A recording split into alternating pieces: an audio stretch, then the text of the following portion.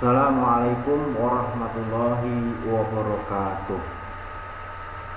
Terima kasih. Dalam kesempatan ini saya akan memberikan materi kuliah tentang konsep akidah di dalam Islam, mata kuliah keimanan dan kemanusiaan.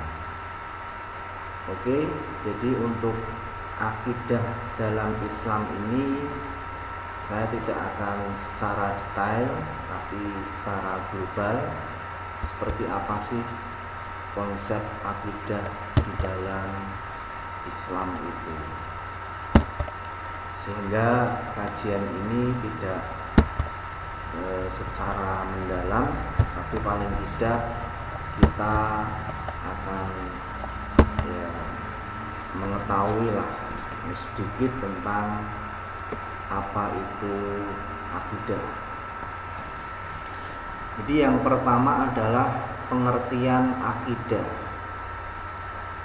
Jadi akidah itu berasal dari kata aqada yaqidu aqdan aqidatan, yang artinya adalah simpul, kokoh, ikatan, perjanjian. Jadi aqdan itu berubah menjadi akidah, yang berarti keyakinan. Jadi kaitan arti akidah dan akidah adalah keyakinan itu tersimpul dengan kokoh di dalam hati, bersifat mengikat dan mengandung perjanjian. Jadi akidah adalah sesuatu yang diyakini oleh seseorang. Jadi sekali lagi, bahwa akidah itu simpul, kokoh, ikatan, atau sebuah keyakinan, di mana keyakinan yang ada di dalam hati itu terhadap sesuatu. Sesuatu itu bisa macam-macam, bisa malaikat, bisa Allah, bisa benda-benda yang lain, dan lain sebagainya.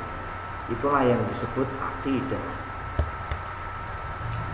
Kemudian secara terminologi ada beberapa ulama, pendapat dari beberapa ulama.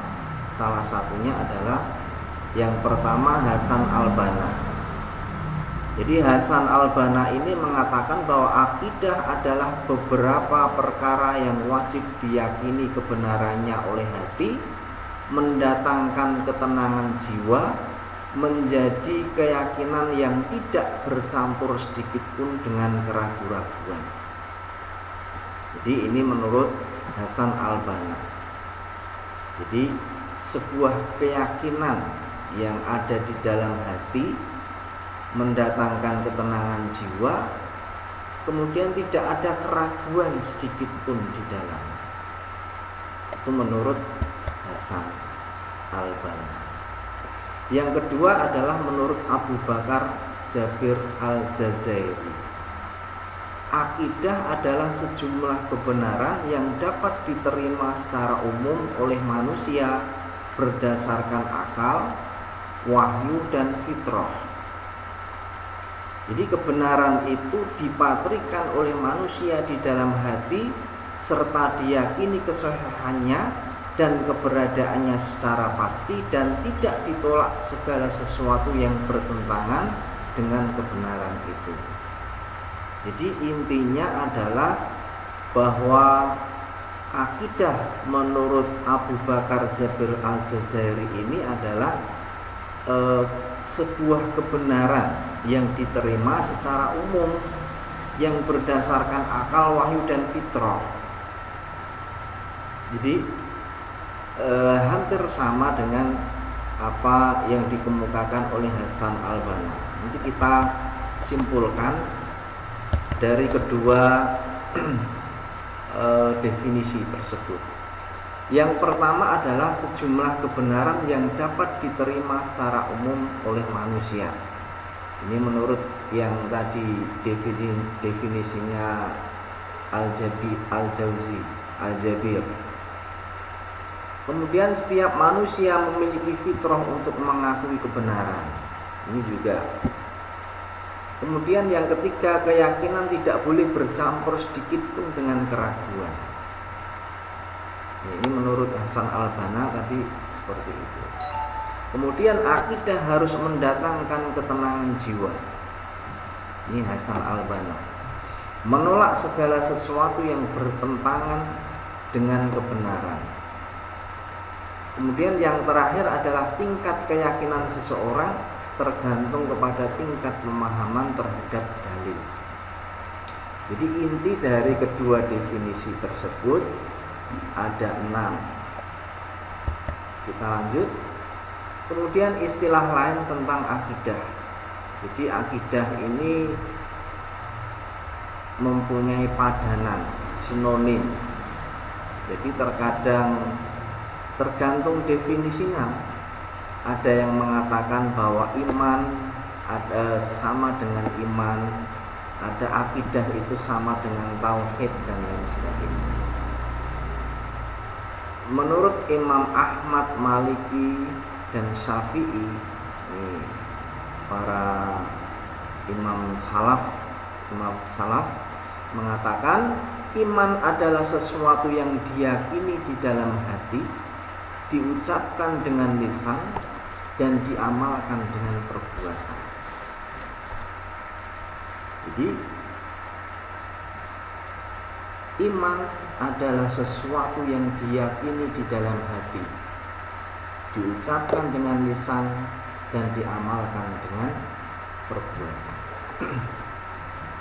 Kemudian yang kedua adalah tauhid. Tauhid adalah mengesahkan Allah, sehingga merupakan tema sentral dari akidah Islam itu sendiri.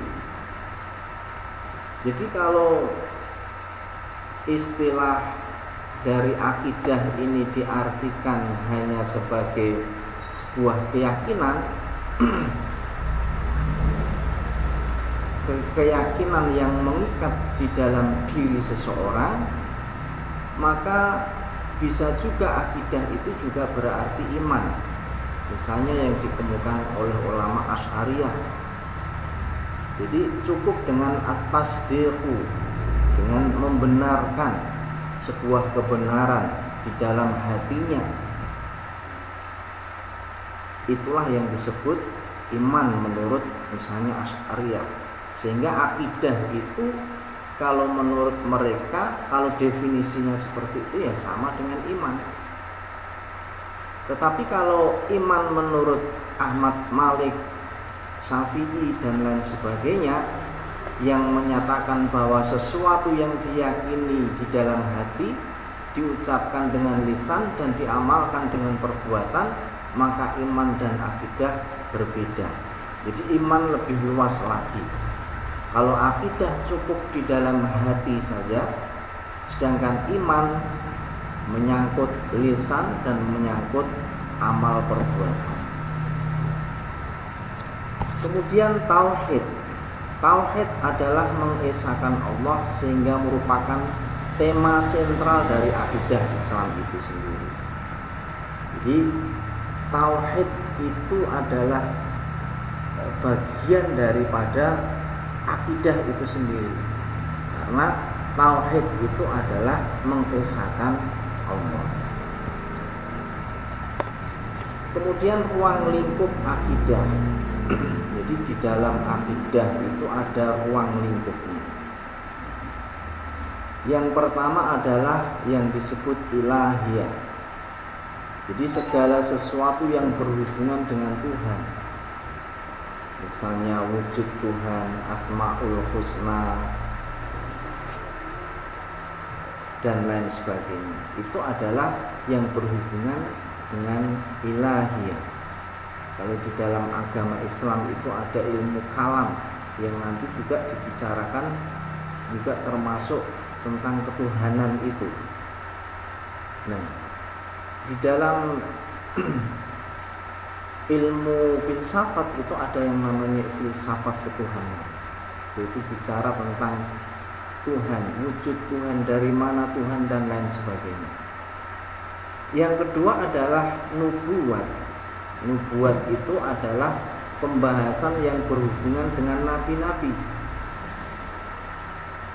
Jadi ruang lingkup daripada akidah itu sendiri berhubungan dengan cerita-cerita para nabi. Kemudian yang dibawa oleh para nabi, kitab-kitab yang dibawa oleh para nabi. Jadi nabi itu sebetulnya banyak sekali. Di dalam Al-Quran disebutkan bahwa ada nabi yang disebutkan dan ada nabi yang tidak disebutkan di dalam Al-Quran. Nabi yang wajib kita ketahui 25, sedangkan Rasul ada 5. Padahal sebetulnya Nabi dan Rasul itu banyak sekali. Di dalam literatur yang namanya Nabi itu ribuan, 3.000 lebih Nabi yang ada di dunia ini. Sehingga itulah yang dibahas di dalam nubuwat, ruang lingkup akidah yang berhubungan dengan nubuwat. Kemudian ada namanya rohaniyat, pembahasan yang berhubungan dengan alam metafisik atau metafisika, yaitu yang berhubungan dengan malaikat, jin, setan, roh, dan lain sebagainya. Jadi alam yang tidak fisik, sehingga dikatakan metafisik, alam yang tidak kelihatan. Itulah nanti yang akan dibicarakan dengan di dalam ruang lingkup akidah, yaitu tentang rohaniyat, tentang malaikat, jin, setan, roh, dan lain sebagainya itu. Kemudian yang keempat adalah sam'iyat. Sam'iyat itu adalah segala sesuatu yang bisa diketahui lewat sam'i, dalil nakli, yaitu Al-Quran dan hadis, lewat pendengaran, mendengarkan ayat-ayat baik di dalam Quran maupun di dalam hadis. Misalnya tentang alam barzah, surga, neraka, azab kubur, tanda-tanda kiamat, dan lain sebagainya. Nah, inilah yang dibicarakan di dalam ruang lingkup akidah, yaitu tentang sam'iyah, sesuatu yang didengar lewat Al-Quran maupun hadis tentang alam barzah, surga, neraka, tanda kiamat, dan lain sebagainya. Lanjut. Kemudian sumber akidah. Jadi sumber akidah adalah Al-Quran dan As-Sunnah. Sedangkan akal adalah alat untuk memahami teks-teks yang ada pada keduanya. Jadi dalam surat An-Nahl 89 yang artinya, dan kami turunkan kepadamu Alkitab sebagai penjelas atas segala sesuatu dan petunjuk serta rahmat dan kabar gembira bagi orang-orang yang berserah diri. Jadi Al-Quran dan Sunnah itu adalah sebagai petunjuk, sebagai penjelas, artinya sebagai sumber daripada akidah itu sendiri. Dari 4 hal tadi, misalnya tentang neraka, tentang surga, alam barzah, itu akal tidak mampu sampai ke sana, sehingga sumbernya itu adalah dari Al-Quran dan As-Sunnah. Akal adalah sebagai alat saja untuk memahami, menafsirkan teks-teks yang ada, baik yang ada di dalam Al-Quran maupun yang ada di dalam As-Sunnah itu sendiri. Kemudian tingkatan akidah. Jadi tingkatan akidah itu ada yang namanya taklid. Taklid itu ya hanya ikut-ikutan. Dia mempercayai sesuatu itu tanpa ada bukti, tanpa ada alasan-alasan yang jelas. Pokoknya dia ikut saja. Pokoknya dia percaya begitu saja. Apakah kamu percaya kalau di seberang jalan sana ada batu besar? Percaya dari mana? Dari orang. Pernah ke sana belum? Pernah melihat belum? Nah, ini adalah taklid. Percaya terhadap sesuatu hanya ikut-ikutan, percaya begitu saja tanpa ada alasan, tanpa ada bukti yang jelas. Inilah yang disebut taklid. Kita menjalankan sholat, ya tidak tahu dalilnya, alasannya kenapa kita harus sholat dan lain sebagainya. Bacaannya bahkan tidak tahu seperti apa bacaannya. Pokoknya sholat hanya mengikuti saja. Ini namanya taklid. Yang kedua adalah tingkatan akidah yang agak lebih tinggi lagi, yaitu ilmul yakin, yaitu suatu keyakinan yang diperoleh berdasarkan ilmu yang bersifat teoritis. Jadi keyakinan seperti ini sudah agak lebih tinggi lagi daripada yang taklid tadi. Kalau taklid sama sekali tidak punya alasan-alasan, kalau yang ilmul yakin dia punya ilmunya, dia punya teorinya. Tahu kalau Ka'bah itu ada di Mekah, dari mana? Dari peta. Dari mana? Dari buku-buku literatur. Tapi dia belum pernah ke sana, belum pernah melihat di sana dan lain sebagainya. Sehingga tingkatan ini adalah tingkatan ilmul yakin. Dia percaya kalau air laut itu asin. Dari mana? Dari ilmu pengetahuan, dari IPA, dari fisika. Dari situlah dia mendapatkan ilmu bahwa yang namanya air laut itu asin. Apakah dia pernah merasakan? Belum pernah. Nah, tingkatan ini adalah tingkatan teori, tingkatan yang hanya berdasarkan ilmu-ilmu teori. Itulah yang disebut ilmul yakin. Akidah yang hanya tingkatan ilmul yakin. Akidah yang lebih tinggi lagi adalah ainul yakin, yang ketiga, yaitu suatu keyakinan yang diperoleh melalui pengamatan mata kepala secara langsung tanpa perantara. Jadi orang yang ainul yakin itu sudah pernah melihat secara mata kepala. Dia yakin bahwa Ka'bah itu ada, tidak hanya sekedar teori di dalam peta, dalam buku-buku, cerita-cerita, tetapi dia langsung melihat bahwa Ka'bah itu ada di Mekah. Dia pernah melihat, dia sampai ke Ka'bah, sampai melihatnya. Itulah yang disebut ainul yakin, benar-benar yakin. Orang yang mempercayai bahwa air laut itu asin, dia tidak hanya sekedar teori-teori saja, bahkan dia pun pernah menjilat bahwa di situ airnya benar-benar asin sampai ke laut. Dia membuktikan dengan lidahnya bahwa air laut itu asin. Tingkatan yang paling tinggi adalah hakul yakin, yaitu tingkatan yang hak, yang benar-benar, itu suatu keyakinan yang diperoleh melalui pengamatan dan penghayatan pengalaman empiris. Nah, ini adalah tingkatan yang sangat tinggi. Jadi orang mempercayai Ka'bah itu tidak hanya sekedar teori, tidak hanya sekedar melihat di peta, tidak hanya sekedar dia pernah melihat bahwa Ka'bah itu ada, tetapi bahkan dia pernah naik haji, dia pernah umroh, memegang Ka'bah, bahkan menghayati di dalam ibadahnya. Disitulah keyakinan bahwa Ka'bah itu ada, hakul yakin, karena dia merasakan, meresapi di dalam hatinya, berpengalaman di dalam hatinya, dia sampai ikut yang namanya umroh dan lain sebagainya, memegang Hajar Aswad dan lain sebagainya. Nah, keyakinan semacam ini sudah hakul yakin.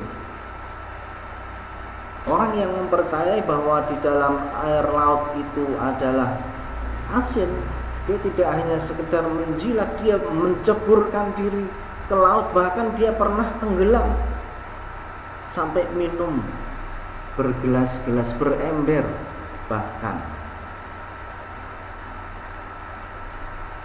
sehingga dia meyakini, benar-benar meyakini karena dia pengalaman tenggelam di laut, pernah mengalami minum air banyak, sehingga dia merasakan bagaimana hakul yakin bahwa air laut itu adalah asin. Itulah tingkatan-tingkatan akidah. Nah, kita sampai di mana ya kita koreksi sendiri, kita introspeksi. Sudah sampai mana keyakinan kita terhadap Tuhan, terhadap malaikat, terhadap kitab dan lain sebagainya. Simpulannya, bahwa akidah itu secara bahasa berarti simpul, kokoh, ikatan, dan perjanjian. Menurut istilah, yaitu sejumlah kebenaran yang secara fitrah dapat diterima secara umum oleh manusia dan tidak akan tercampur dengan keraguan dan dapat menenangkan jiwa. Kemudian akidah itu sepadan dengan iman dan tauhid. Kemudian akidah, istilah dalam bahasa Arab itu aqada yaqidu dan aqidatan. Ruang lingkupnya adalah ilahiyat, nubuwat, ruhaniyat, dan sam'iyat. Sumber akidah yaitu Al-Quran dan As-Sunnah. Tingkatan akidah ada yang tingkatannya rendah yang disebut taklid, ada yang lebih tinggi yaitu ilmul yakin, ada yang lebih tinggi lagi ainul yakin, yang paling tinggi adalah hakul yakin. Mudah-mudahan ada manfaatnya dari kuliah tentang akidah ini, mudah-mudahan bermanfaat, paling tidak kita mempunyai wawasan yang baru tentang akidah kita. Terima kasih atas perhatiannya. Assalamualaikum warahmatullahi wabarakatuh.